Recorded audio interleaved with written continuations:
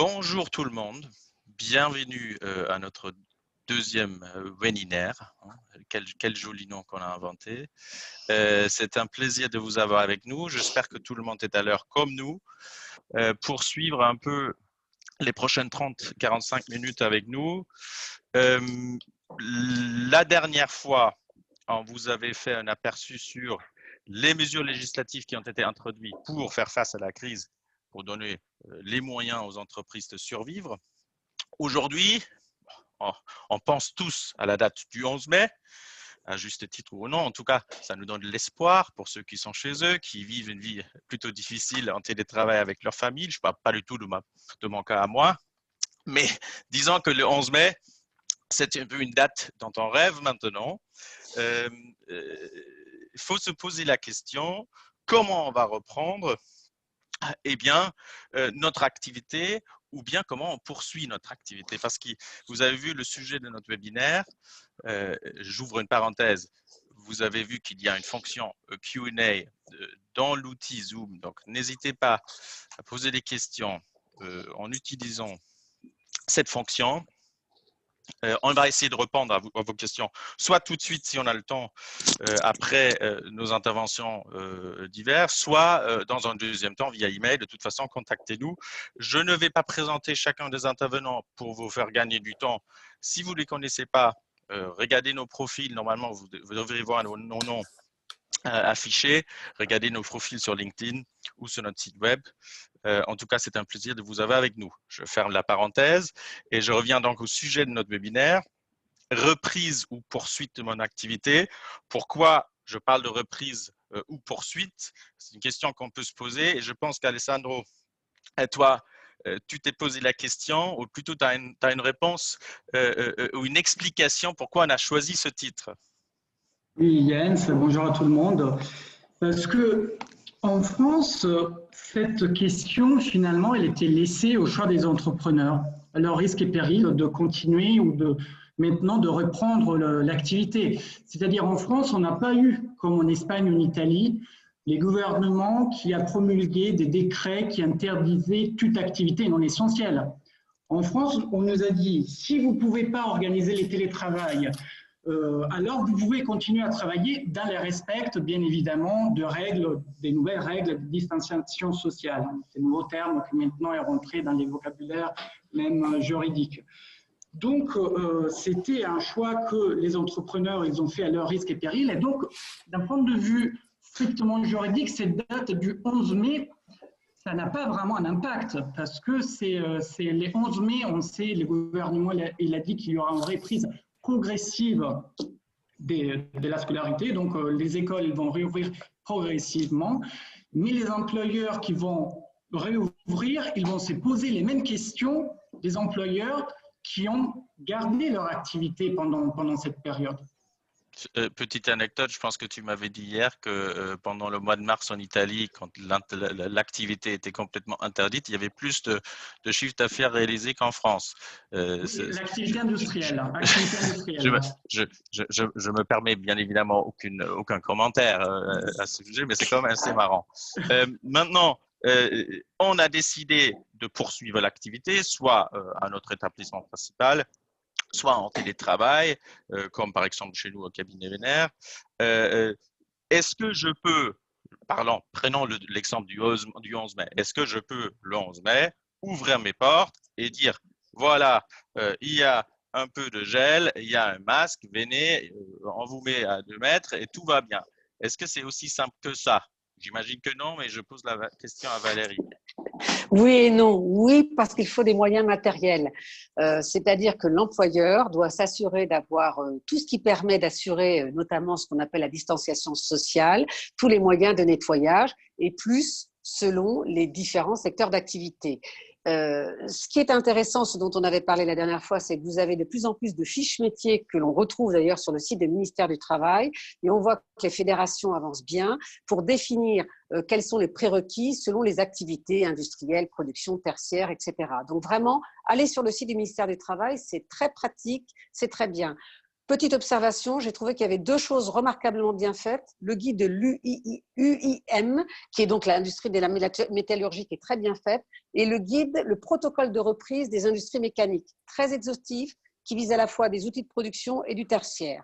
Donc, vous devez vous assurer en tant qu'employeur d'avoir ces moyens matériels. Ce n'est pas si évident. J'ai pu tester pour le cabinet vénère que se procurer du gel, des masques, des lingettes, c'est compliqué. Donc, il faut absolument anticiper cela, car si vous n'avez pas cela, vous ne pourrez pas ouvrir ou vous ouvrirez en engageant votre responsabilité.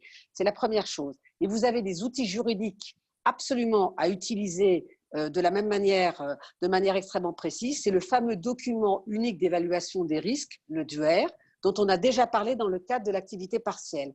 Mais ce document, on en a tous beaucoup entendu parler dans la presse parce qu'il a notamment été mis en avant et utilisé par les syndicats professionnels qui ont diligenté une procédure contre Amazon. Et le TGI de Nanterre, on attend la décision de la Cour d'appel de Versailles, a considéré notamment que ce document unique n'était pas assez exhaustif. C'est vraiment l'outil sur lequel il faut travailler. Voilà. On revient tout à l'heure un peu sur la jurisprudence Amazon Valérie, mais entre-temps, ça m'a l'air quand même assez formel, ou disant il faut mettre en place une vraie documentation, et tout ça dans un objectif d'avoir une preuve, j'imagine, ou d'avoir mis en place des mesures Les deux. Il faut faire de la prévention puisque vous devez prévenir le danger, le supprimer ou le réduire au maximum selon les différents métiers. Donc, le document d'évaluation des risques qu'on a tous dans nos entreprises, qu'on regarde un petit peu plus ou moins en se disant c'est plus un pinceau, là devra vraiment être extrêmement précis, extrêmement détaillé selon les postes de travail et selon les actions faites par les salariés et tout couvrir. Des entreprises qui ne font pas appel, par exemple, de manière régulière au télétravail devront intégrer le télétravail et également les risques psychosociaux. Donc, il faut vraiment travailler ce document. Ça veut dire que l'employeur a une obligation extrêmement forte qui pèse sur lui aujourd'hui d'évaluer ses risques et d'élaborer des solutions qui permettent de les supprimer. C'est également un élément de preuve et c'est le deuxième aspect, je crois que l'employeur doit se prémunir aujourd'hui, c'est que ça m'a fait un peu penser au contentieux de l'amiante que j'ai eu ou qu'on a eu notamment au cabinet a été amené à traiter. C'est-à-dire qu'aujourd'hui, on est dans une temporalité où les choses évoluent tout le temps. Ce qui est vrai lundi n'est pas forcément vrai vendredi. Lundi, on va vous dire qu'il ne faut pas de masque. Vendredi, on va vous dire qu'il faut un masque. L'employeur a intérêt à se faire une Bible générale et particulière à son secteur d'activité pour pouvoir avoir une datation précise avec des documents identifiés ou imprimés, sauvegardés, ce que vous voulez, pour dire à tel moment, on m'a dit que dans mon domaine d'activité, il fallait que j'ai telle règle.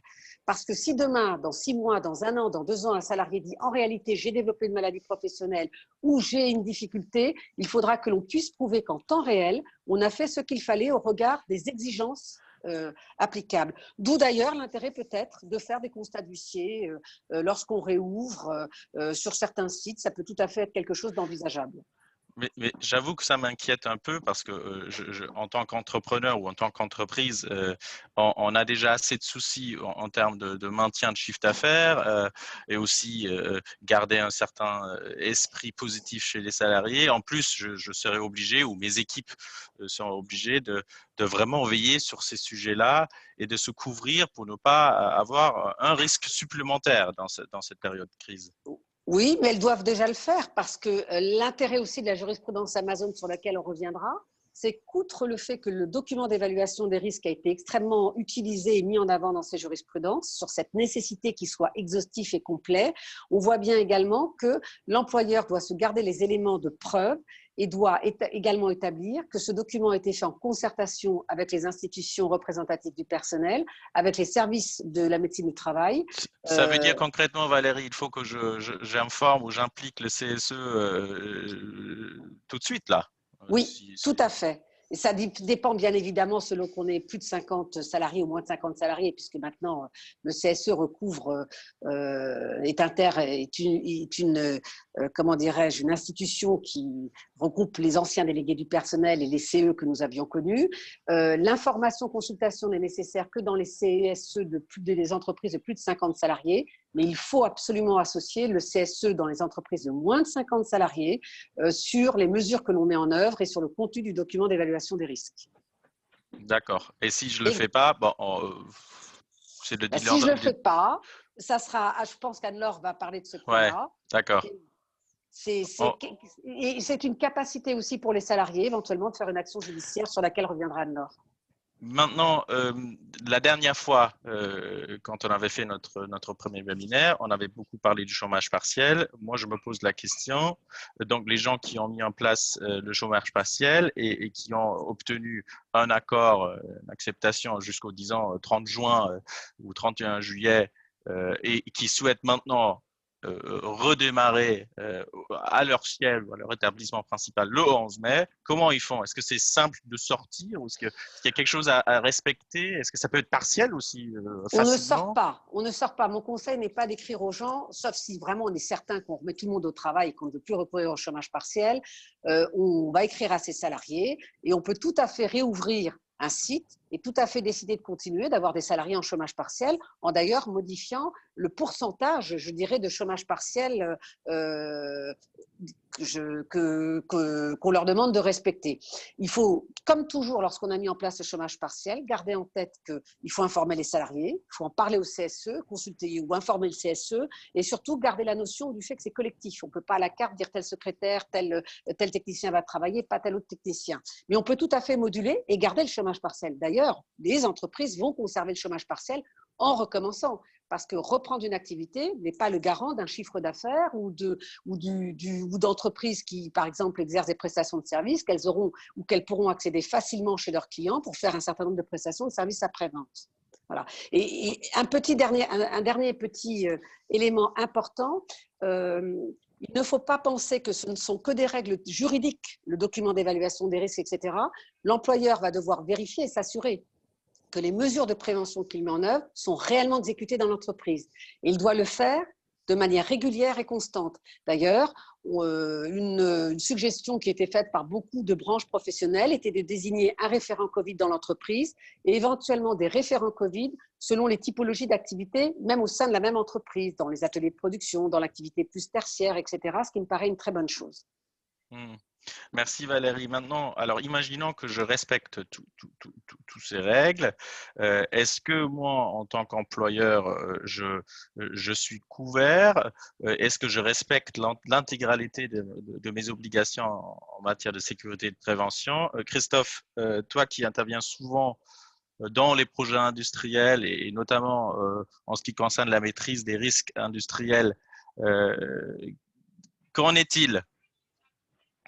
C'est effectivement la question que tout le monde va se poser. Et comme l'a rappelé Valérie, l'obligation de sécurité et de prévention de la santé des salariés est une obligation donc effectivement essentielle et contraignante, mais elle n'est pas nouvelle, elle existe par principe et ce n'est pas le Covid qui a créé ça. Le Covid est simplement une circonstance nouvelle qu'il convient donc d'intégrer justement dans le cadre de cette obligation.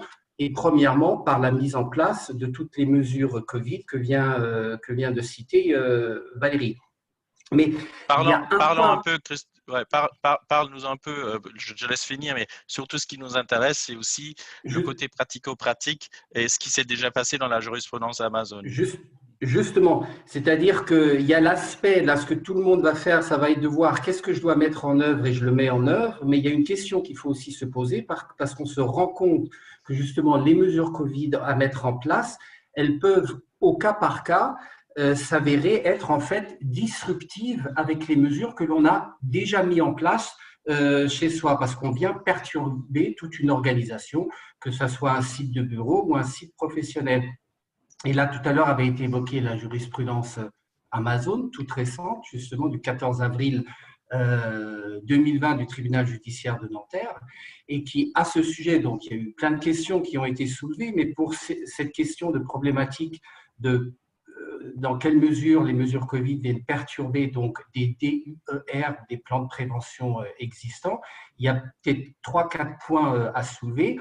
Il y avait eu notamment donc pour en revenir aux pratico-pratiques, Amazon avait été sanctionné parce que sur un site, ils avaient un portail commun, un portique principal pour entrer. Ils avaient mis en place toutes les mesures de distanciation, ils avaient mis en place le gel, ils avaient tout prévu, sauf qu'il a été considéré qu'à certaines heures d'affluence, il pourrait y avoir trop de personnes et que ces règles pourraient peut-être ne pas être respectées, ou du moins que dans la mise en place de cette mesure, il n'avait pas été jusqu'au bout de la réflexion. Mais là, il y a un point qui est très important à relever, c'est que Amazon, pour sa défense, avait dit, si je mets un portique ou une entrée principale en place, je le justifie avec des motifs liés au risque d'incendie. C'est-à-dire que dans la conception, mais là je n'ai pas plus de détails concrets, mais dans sa conception, et pour être en conformité avec les risques ou la réglementation contre les risques d'incendie, ils avaient décidé de mettre un portail commun en place.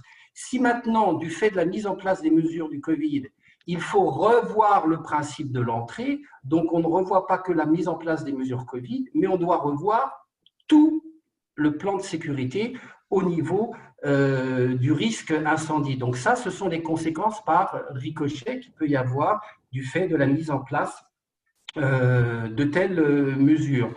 Mais ça peut être assez catastrophique en termes de besoin d'investissement et des travaux à mettre en place finalement. Et ça ne se fait pas tout de suite. Prenons l'exemple par exemple, tout à fait, là où ça peut être catastrophique, même avec des conséquences, outre la mise en place, on peut avoir une chaîne de production où de temps en temps, il n'est pas rare qu'il doit y avoir 2 opérateurs, notamment quand on forme un opérateur, où il doit toujours y en avoir un qui est à côté, qui va peut-être surveiller ce que fait l'autre. Si pour opérer donc cette chaîne ou ce banc de production, les règles de distanciation ne peuvent pas être respectées, ça veut dire qu'il va falloir revoir une partie de la chaîne, pas de production forcément dans sa généralité, ça c'est à voir au cas par cas, mais en tous les cas au niveau des commandes et des accès aux commandes. Oui, là ça peut avoir effectivement des conséquences importantes. Ou pour les transporteurs, pour tous les intervenants externes, mais par exemple les opérations de déchargement et de chargement, là où il faut revoir également tous les protocoles de sécurité.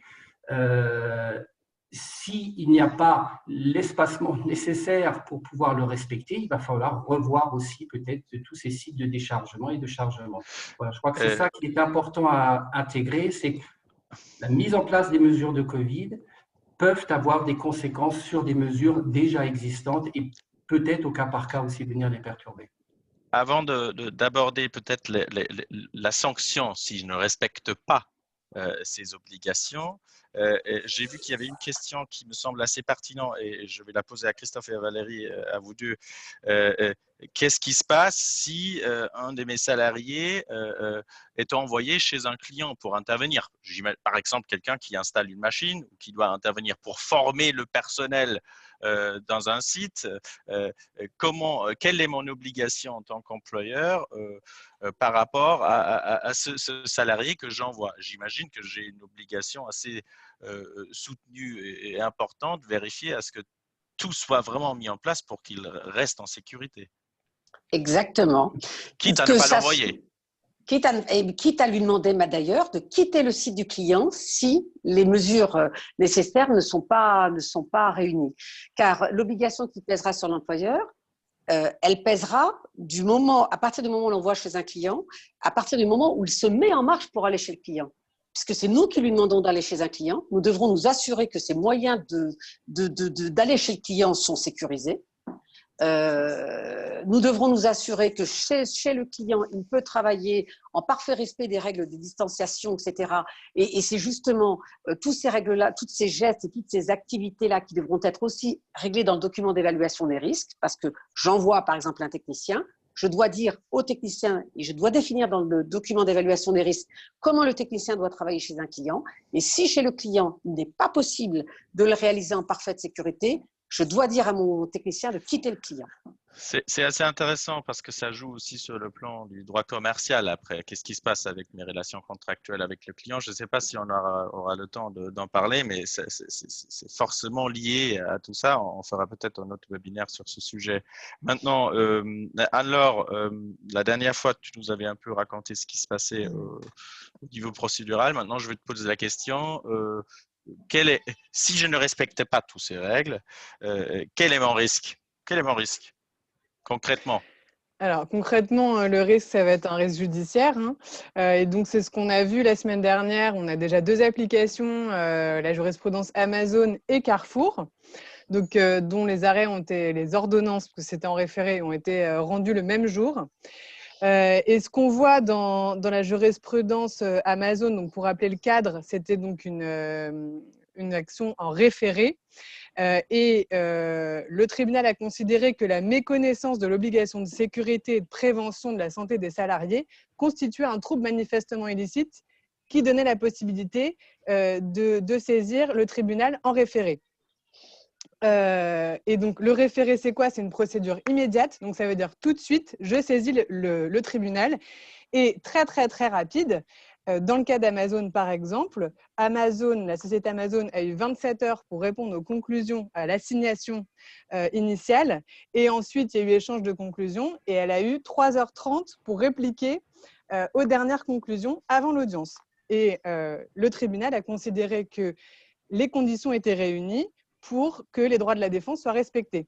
Parce que les demandes des syndicats étaient connues, en l'occurrence, c'était des syndicats qui avaient saisi le tribunal, et au vu de l'importance économique de la société, elle disposait des moyens juridiques pour se défendre. Donc les droits de la défense, dans ce cas-là, sont respectés.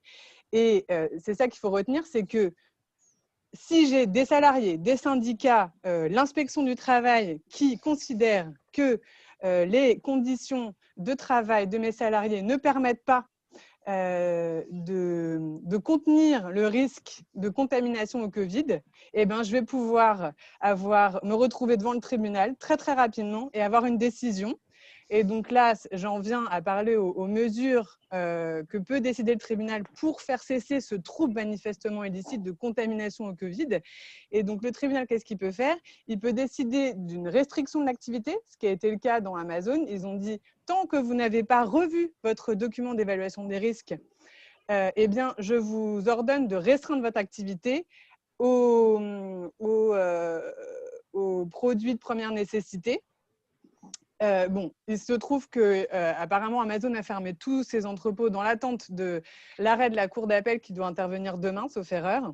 Donc, restriction de l'activité, suspension totale de l'activité, vous arrêtez tout tant que vous n'avez pas revu votre procédure d'évaluation des risques. Ou alors, je peux aussi être obligée de mettre en place certaines mesures. Et ça, c'est le cas de Carrefour, par exemple, qui a le tribunal a ordonné à Carrefour de donner des consignes claires à ses salariés, aux clients, etc.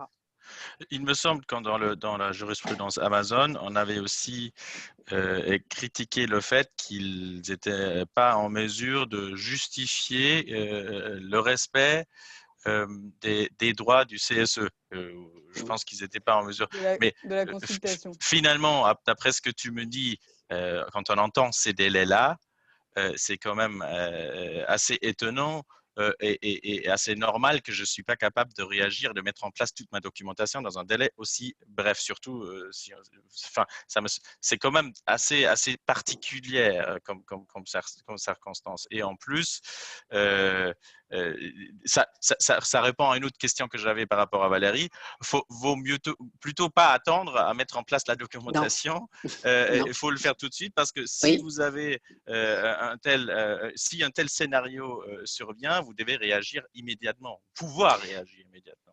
Tout à fait, c'est pourquoi tout à l'heure je disais qu'il faut commencer à se faire une Bible de l'historique des évolutions des règles qui sont imposées aux employeurs, y compris dans sa branche d'activité, parce que ça, c'est fondamental, avec une datation, il faut vraiment se faire sa Bible là-dessus. La difficulté dans Amazon, ce qui est un peu scandaleux quand on fait du social, c'est qu'on sait tous que quand on consulte un CSE, surtout en ce moment où c'est un peu compliqué, parce que les CSE se font beaucoup par visioconférence, on n'a pas forcément le PV du CSE dans un délai rapide, on n'a pas forcément la maîtrise de tout ça. Donc, il faut faire des ordres du jour carrés, il faut joindre les pièces aux ordres du jour, il faut imprimer les accusés de réception montrant que les membres du CSE l'ont reçu. Mais enfin, ça, ceux qui gèrent les RH et qui ont déjà eu des contentieux, notamment en matière d'inaptitude, ils savent qu'il fallait déjà pouvoir justifier que les délégués du personnel en son temps avaient bien reçu les accusés de réception. Il faut vraiment faire du matériel et de la traçabilité et des preuves. Parce que vraiment, Amazon n'a pas été en capacité, quand on lit l'ordonnance, de justifier des informations exhaustives qu'elle avait transmises au CSE et des ordres du jour exhaustifs qu'elle avait transmis au CSE. Donc ça, il ne faut pas se mettre dans cette situation-là. Alors maintenant, ça c'était le risque en matière de référé. Donc là, tout allait extrêmement vite. J'allais dire, c'est quand même Amazon. On parle de Amazon, ils ont les moyens comme peu d'entreprises au monde. Et même eux, ils n'étaient pas capables de respecter la réglementation et toutes leurs obligations. Là encore, ça me fait plutôt peur.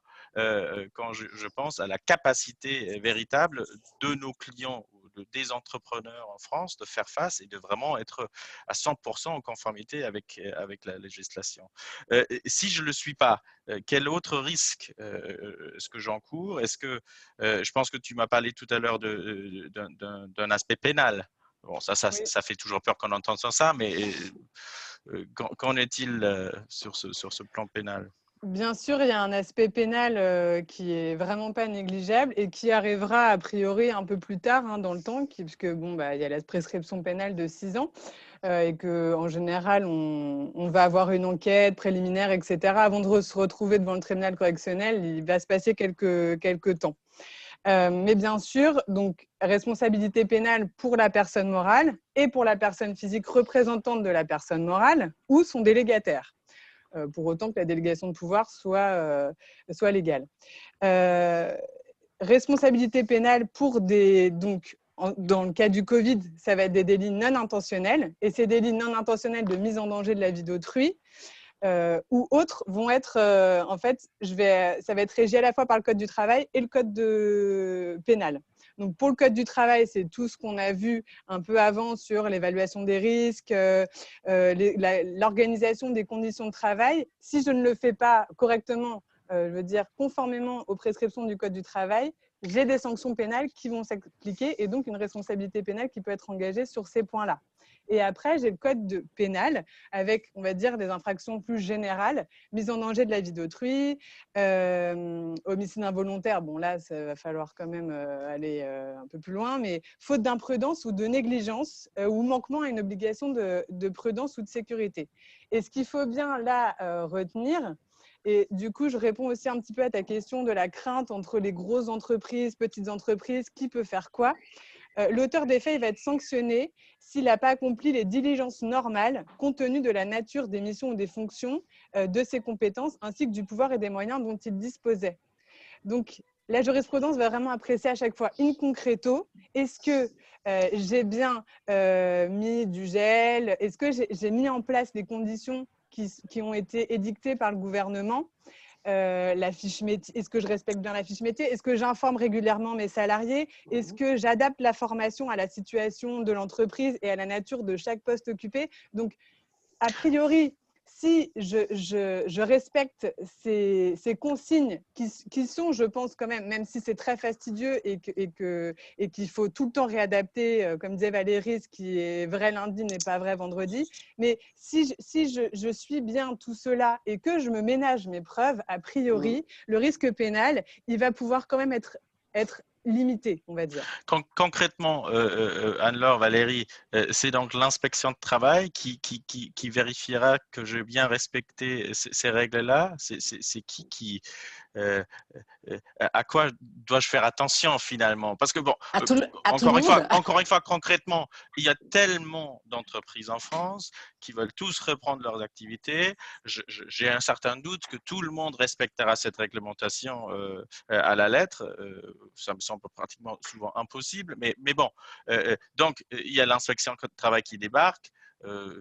D'abord, ils vont frapper sur les gros, j'imagine, mais où est-ce que c'est l'inspection de travail, Valérie, qui vérifie Alors, tout ça? le monde. Alors, il n'y a pas que les gros qui vont être interpellés, puisque les médecines du travail, en ce moment, font des mails à des structures beaucoup plus petites pour savoir ce qu'elles font de leur personnel. Donc, je pense que les médecins du travail, les services sont assez sensibilisés.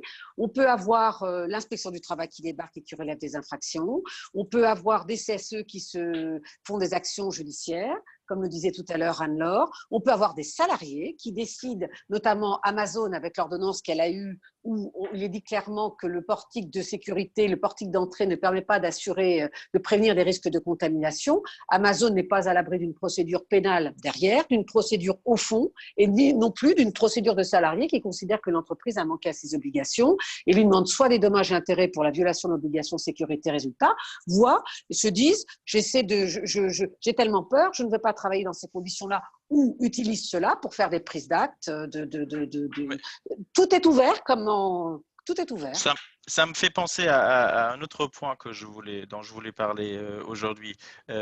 Tu dis la crainte du salarié. Moi, je prends maintenant l'exemple d'une entreprise qui se retrouve dans la région parisienne. Imaginons que dans ce périmètre, l'école ouvre et je peux donc demander à mes salariés de venir dans mon établissement pour travailler chez moi.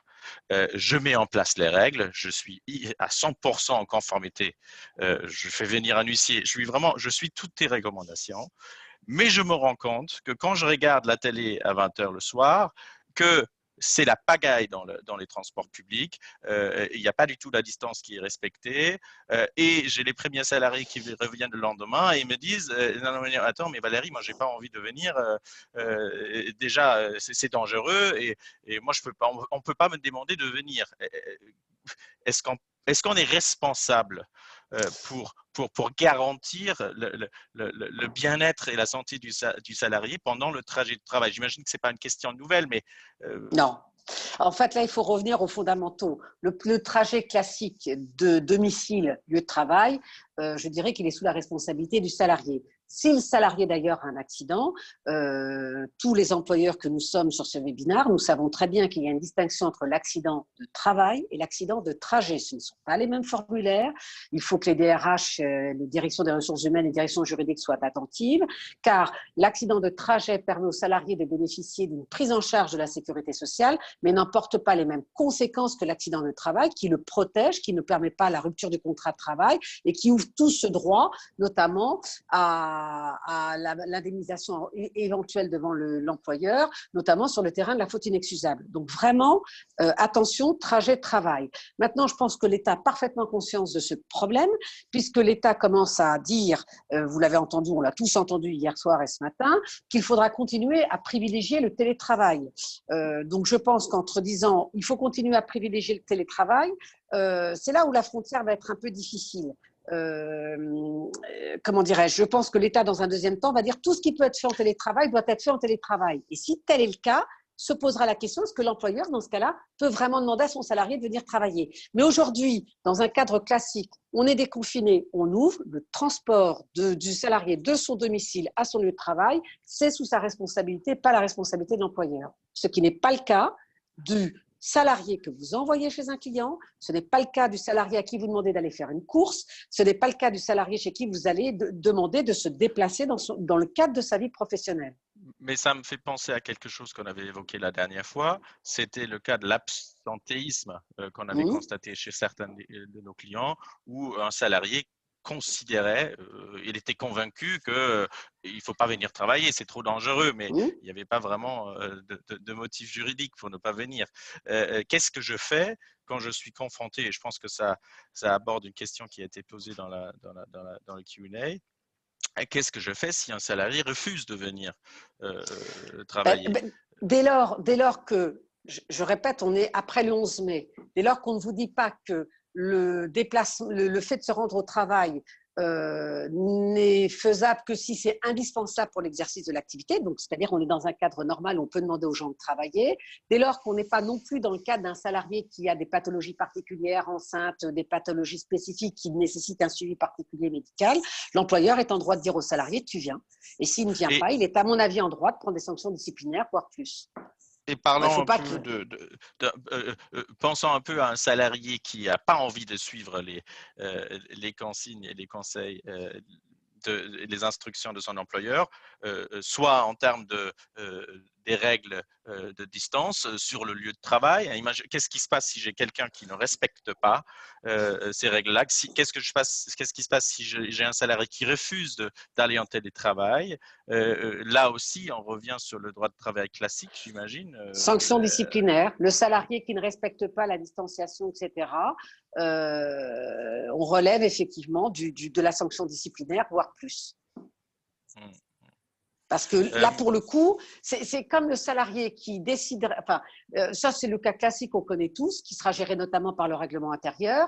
Un salarié ne peut pas mettre en danger non plus la vie d'autrui et l'employeur ne peut pas laisser un salarié ne pas respecter des règles de sécurité. C'est l'exemple, c'est comme le salarié qui, sur un site industriel, ne met pas ses outils de protection alors que l'employeur lui demande de mettre ses outils de protection. Ben, l'employeur l'avertit une fois, peut le licencier si le salarié refuse de respecter la réglementation qui s'implique à lui.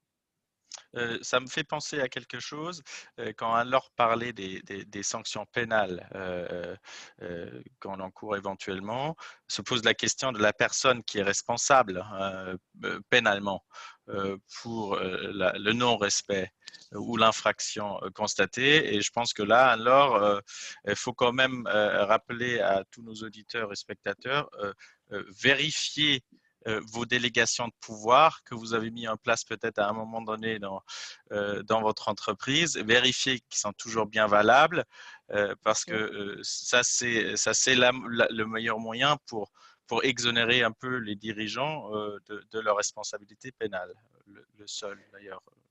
Bien sûr, et il faut que les délégations de pouvoir soient conformes à ce qui est demandé, donc compétences, autorités nécessaires notamment, hein, pour que le délégataire puisse endosser la responsabilité pénale. Sinon, on va avoir une possibilité d'engager la responsabilité pénale des deux personnes. Voilà, ça ne va pas être exclusif l'un de l'autre. Après, en fonction des différents délits, je disais, il y a les délits pénaux propres au Code du travail, donc la mise en place des conditions de travail, la consultation des différentes instances représentatives personnelles, etc. Ça va être des infractions qui vont être mises à la charge que de l'employeur ou de son délégataire. Et après, pour les infractions non intentionnelles qui sont prévues spécifiquement par le Code pénal, donc mise en danger de la vie d'autrui, entre parenthèses, dans Amazon, il y a une plainte qui est déposée pour mise en danger de la vie d'autrui. Pour ces infractions-là, je vais avoir possibilité d'engager la responsabilité pénale de l'employeur, donc personne morale, personne physique, délégataire, ou alors d'un salarié, d'un directeur en chef d'une production, ou peu importe, voilà, d'un site, qui n'aurait pas de délégation de pouvoir, mais qui aurait contribué au dommage. Merci Anne-Laure. Je pense que là, on a bien fait le tour de la problématique de l'obligation de sécurité, mais on vient de parler un peu de la responsabilité du dirigeant. Essayons d'utiliser les dernières minutes qu'on a, peut-être d'aborder un autre sujet, mais qui porte sur la responsabilité des dirigeants, c'est-à-dire la responsabilité des dirigeants dans les procédures collectives. Et ça, c'est un sujet aussi classique, hein, c'est rien de nouveau, mais bon, on est tous d'accord, on craint tous que cette crise du Covid-19 entraînera un gros nombre de procédures collectives, malheureusement. Alessandro,